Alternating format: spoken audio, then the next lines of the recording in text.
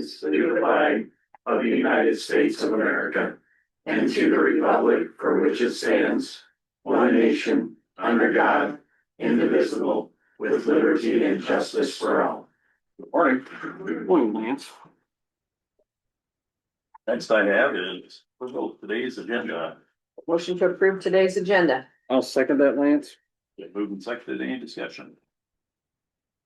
Hearing none, all in favor say aye. Aye. Motion carries. Now it is approval of minutes of 8/12/2026.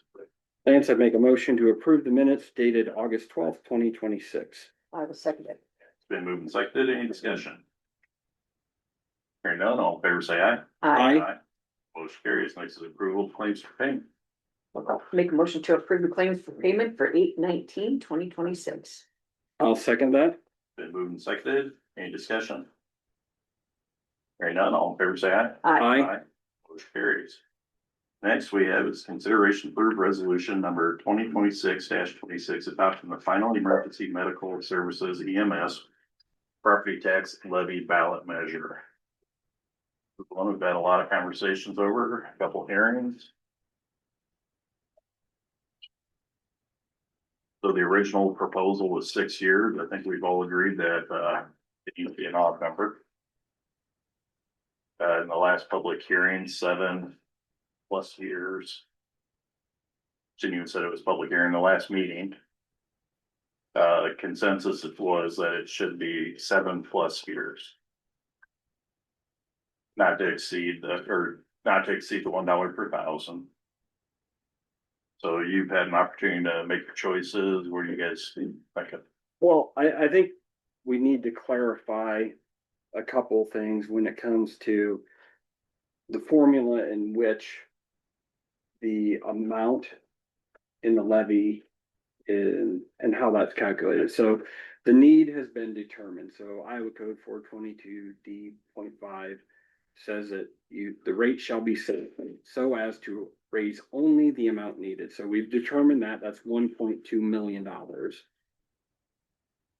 The next thing is we have to look at the taxable valuations across the county. So this year, the taxable valuations are a little over $1.2 billion. Billion, yep. So the levy rate equals the need times 1,000 divided by the taxable valuation. So right now, if things were to be done today, if the levying was starting today, the rate would be 98, almost 99 cents, 98.8888 cents. So we don't even get to the top of the levy max, the potential not to exceed $1. So if we and the ability to move the target or the need does not conform to Iowa Code 422D5, Section 5. So that's why I think we've got to be careful not to leave any gaps or cracks that could be contested later, because you could contest it at a later date and trying to refund money could be a very delicate situation. So the next part of that, of the fiscal part, is if valuations go up and the need stays the same, the levy rate goes down because you're spreading the levy out across more valuation. So it's not a matter of trying to make the numbers work. Formula is pretty much set for you. I had a really fruitful conversation with Corey Larson yesterday, and his suggestion would be to come back every year when the data comes back and adjust the need. And I don't believe adjusting the need annually would pass the legal smell test from the state of Iowa. Is that correct, Daryl? That's my opinion. Also, if that proposal were adopted that Corey has suggested, if there was litigation, it would cost this county, because the supervisors would be the ones setting that increased needs, and that would come out of the county money, not the EMS funds that are raised. So the county kind of lose on that deal. So I'm trying to avoid litigation is what I would ask the supervisor to do, and being as specific in the ballot measure as possible will avoid litigation. So the other thing with that, let's just say that we were willing to roll the dice and have a moving target. Right now, with the little over $1.2 billion in taxable valuation across the county, that hits almost 99 cents. So we're almost to the dollar. So a penny, adding that penny, even if it was a moving target, we would hit that cap. If the valuations went up 10%, we'd hit that cap right then. So I think we can avoid the litigation and contesting and hopefully get something on the ballot that the people see the target 1.2, see a not to exceed, so they can fiscally plan themselves. And then the duration of 7 years, I think that's the sweet spot, so we can revisit this and have another referendum to renew, see what comes back to the legislature, and hopefully they make some changes, because I believe that there was a good try to make this equitable, but I hope that they'll see what Hardin County and other counties are doing in order to make it equitable and give us a little more flexibility going forward. So if the duration is 7 years, then we could revisit that, or the county can revisit this in 6, have another election. There's no gap in funding. So that's my logic and my thinking. And I do appreciate, I had several calls over the weekend about this from EMS providers, that once I explained that the formula is really the dictating factor, especially when the target is the 1.2. I believe there's other means of doing this, but I think there's just too many legal challenges that would reduce the return on investment. So that's my logic. And I think the last thing, when people contacted me over the weekend and yesterday, it's important to acknowledge that I'm not an outsider looking in at this. I was an EMT and licensed for 23 years, so this means a lot to me.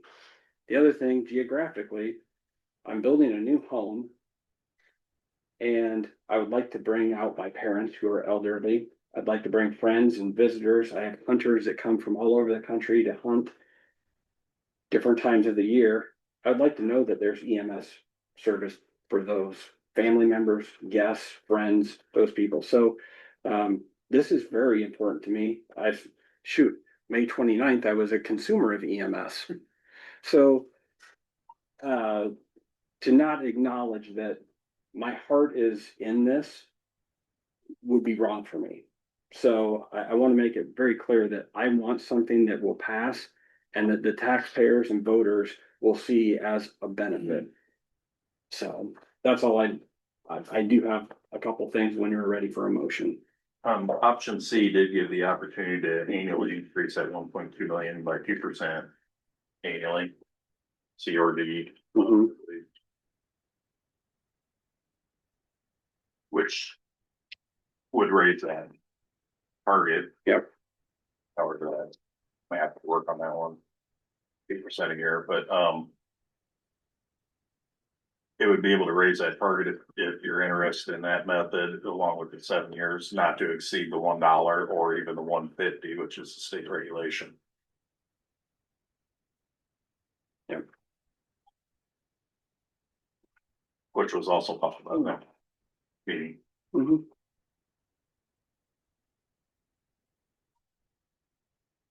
So what do you feel, other than the explanation? I mean, I agree, we gotta follow the code of Iowa, that's where we're at. I do not want it to be contested. Right.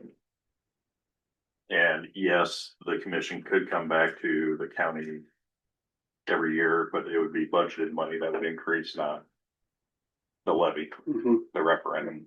The people are voting on a referendum, the referendum is what it is.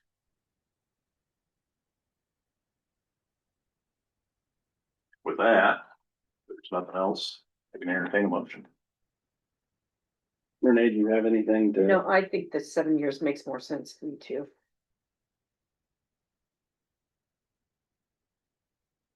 And the 1.2 million annually. So, Lance, I'm just curious on your thoughts as somebody that lives in, the rural area, what your thoughts are as well.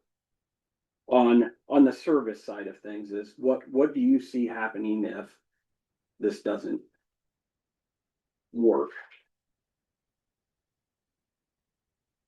If it doesn't go through, I see services dwindling.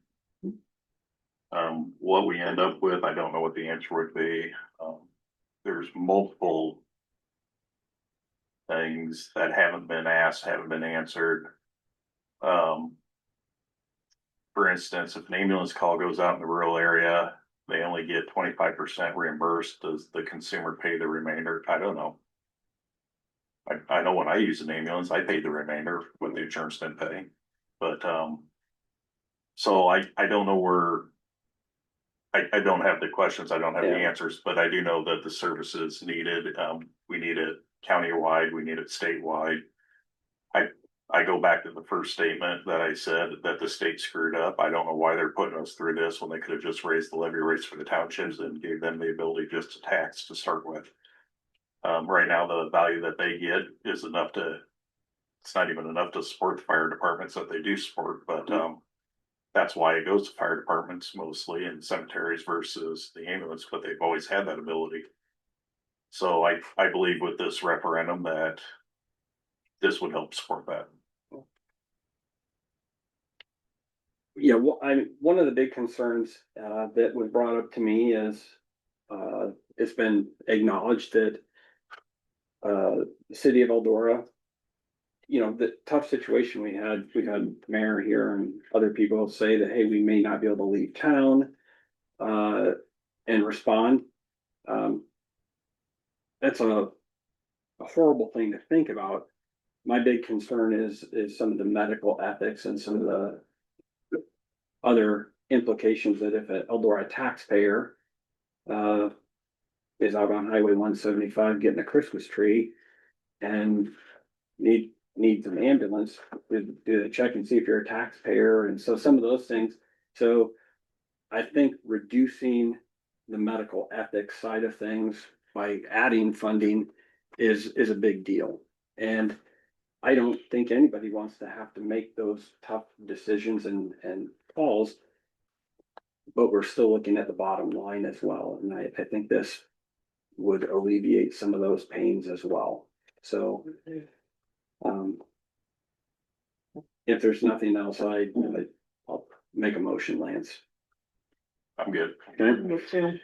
so I'd make a motion, to, utilize option A, which is Daryl's calling this the double ceiling option. I'm just gonna read the ballot language verbatim. So, shall the following public measure be adopted? The Board of Supervisors of the County of Hardin, State of Iowa, for the purpose of raising $1.2 million annually to support emergency medical services in the county pursuant to Iowa Code Chapter 422D for a period of 7 years shall impose an emergency medical services ad valorem property tax levy annually in the amount not to exceed $1 or $1,000 of assessed valuation on all taxable property within the county, beginning the first fiscal year after the fiscal year in which the election was held.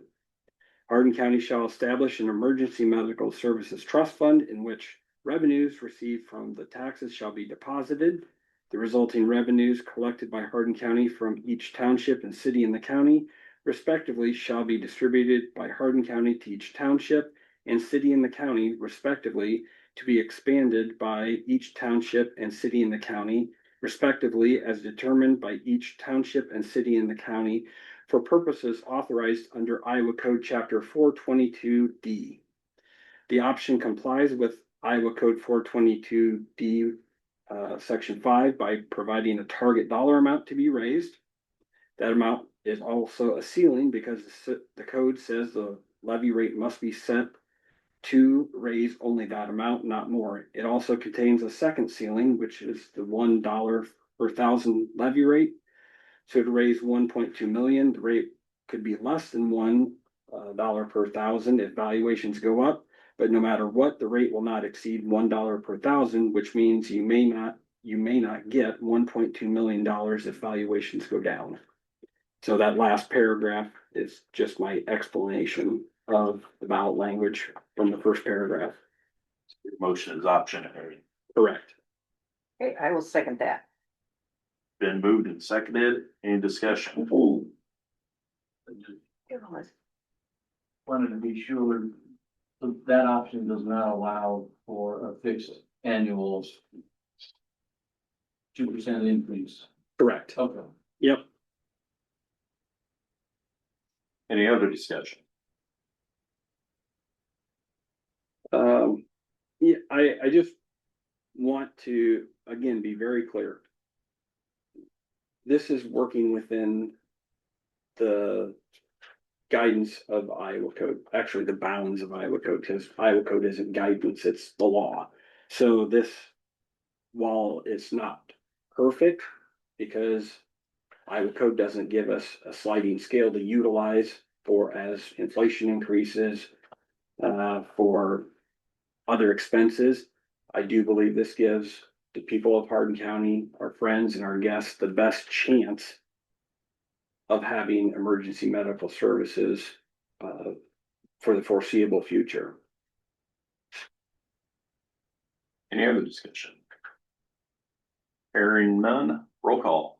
BJ? Aye. Aye. Aye. Motion carries. Next is consideration to approve the city of New Providence 4-year interest loan from Hardin County. Come up, Foster.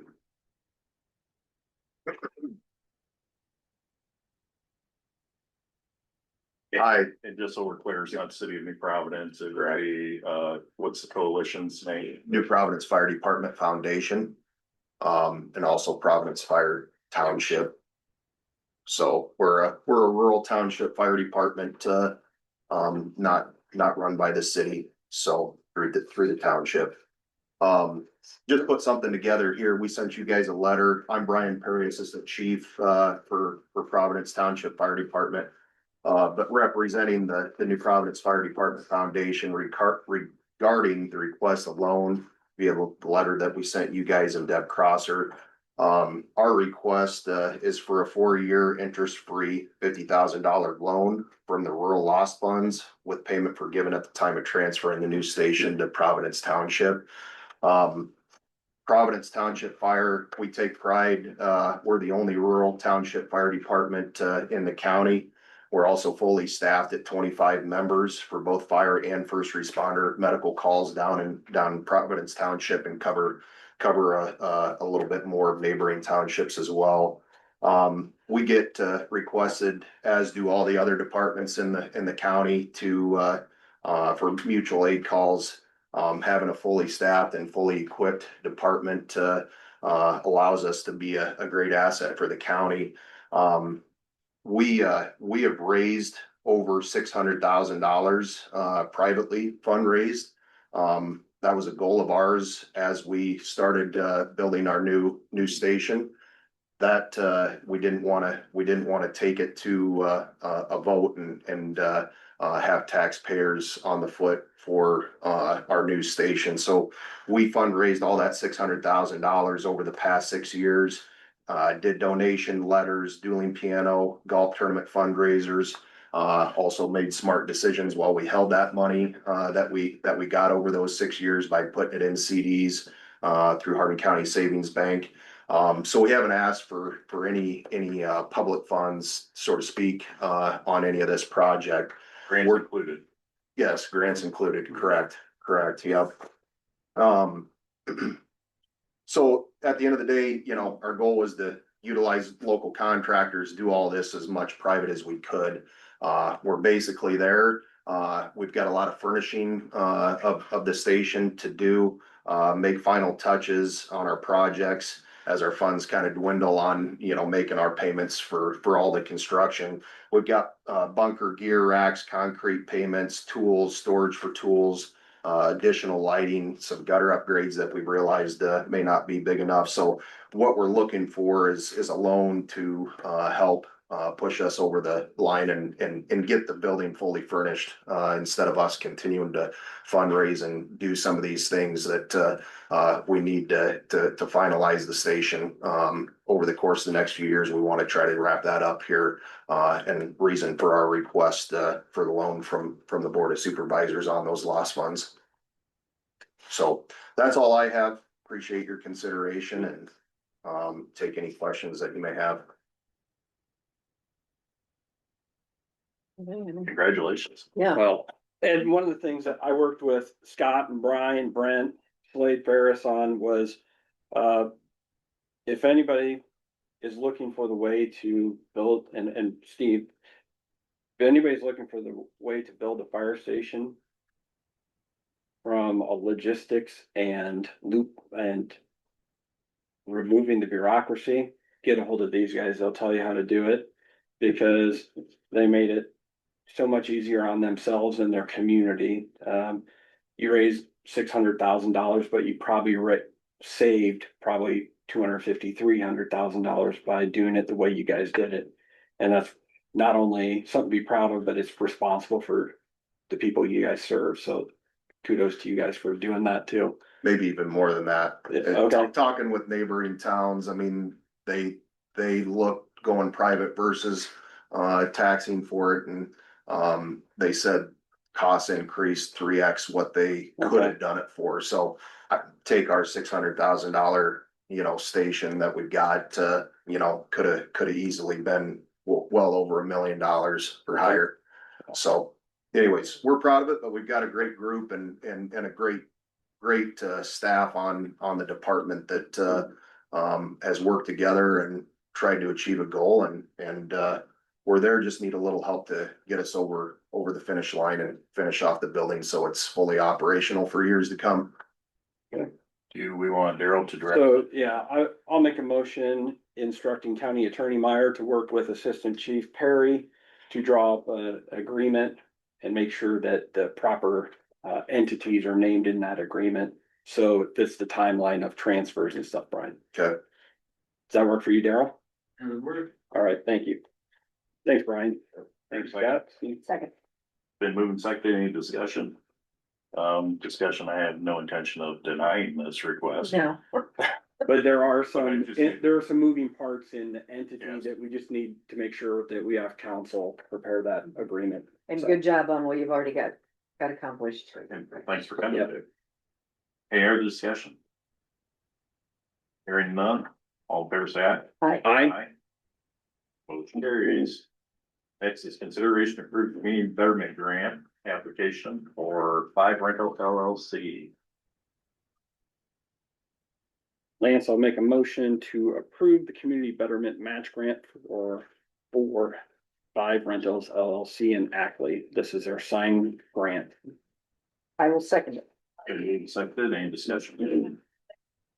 Hearing none, all in favor say aye. Hi, Aye. Carries. Change status. make a motion to approve the change of status in the sheriff's department for Faith Stevenson. This is a change from full-time to part-time. Effective. 8/14. You're right. 2026. I will second that. Been moved and seconded, any discussion? Hearing none, all in favor say aye. Hi, Aye. Aye. Motion carries. Now I have this Iowa Falls update. Come on up, Mark. Okay. Shouldn't say Iowa Falls, I have to see. Sorry. Okay. Well, good morning, everyone. Good morning, Mark. So just give you a update what's been going on. So I've begun the next round of business retention expansion visits with our local businesses. Last year I met with about 37 of our local businesses. So So far, I've completed Poet, Scenic Living, Pine Lake Corn Processor, Sprinkler Materials, and Plastic Recycling. I have been reaching out to prospects on the vacant builder's first source property. Had some good discussions there. We continue with our campaign of targeted business marketing. This industry sector that we're focused on right now is ag manufacturing in the outreach. I am working with some of our local manufacturers, Cargill, Poet, Zosky, to get some video and footage to include in our landing page and our marketing. It just gives a better sense of what we have here as we reach out to prospects. We also launched a marketing campaign to highlight our residential developments in Iowa Falls, the Heritage Edition, Palisades East and West, the Goldfinch Editions. We started that 2 weeks ago now, today.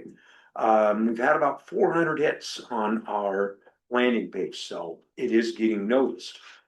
I've been working with several property owners on Washington Avenue who were considering second story renovations. And we've got one property owner that is ready to go. And we actually secured funding Monday, and they'll begin remodeling on the second floor into 2 new apartments. And that's the Precision Ag building at 712 Washington, I think it is.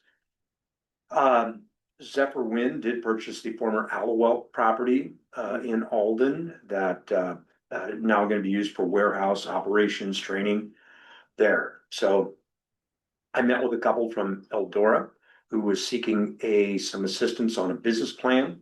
We discussed their project, and I've referred them on to the SBDC for help in developing that plan.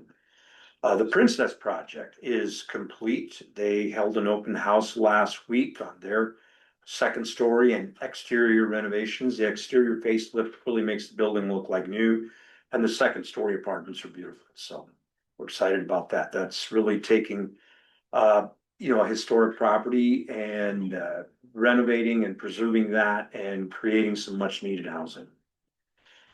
We will be providing a 2-hour business workshop on AI, and that will be at the Ellsworth South Campus on September 30th. We met with the owner of High Roll Games in Iowa Falls. We discussed financing for an expansion of his business. We talked about the IFADC revolving loan fund, and I also referred him to the Small Business Development Center as well. Did work back and forth with John Porgy on his commercial properties and ideas for filling them. He's got a property here in Eldora, and then he's looking at a new development in Ackley. Also met with an entrepreneur from Ackley who's looking for financing for a mobile oil change and auto service business to serve Hardin County. And I met with a business owner from New Providence who's looking at scaling up his business. And then I met with Wes Weiss, toured the new lodge, talked about the future cabins, the river improvements that are going to be going on there.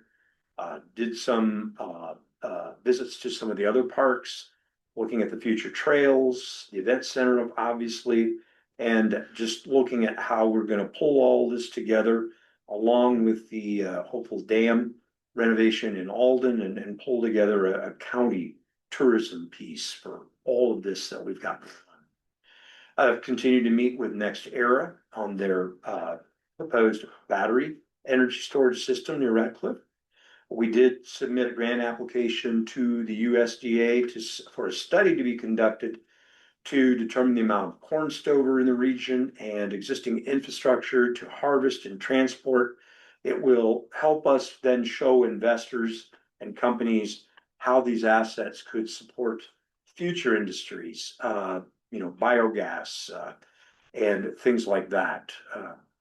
And then we have been in contact with Representative Hinson's office as well as Senator Grassley and Ernst's office to voice our support for year-round E15 sales and limits to the small refiners exemption and what we might see come out in the Farm Bill.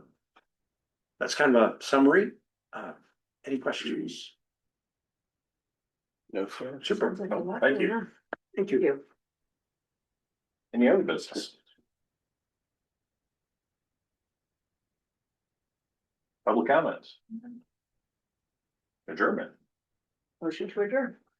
I'll second that. Then moving second, all in favor, say aye. Aye. Aye. Motion carries for adjournment. Thank you.